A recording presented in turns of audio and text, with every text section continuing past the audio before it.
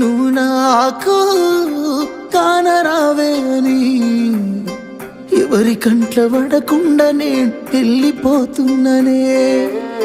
నువ్వు నాతో మాట్లాడలేవే అని ఎవరితో మాట్లాడకుండానే వెళ్ళిపోతున్ననే.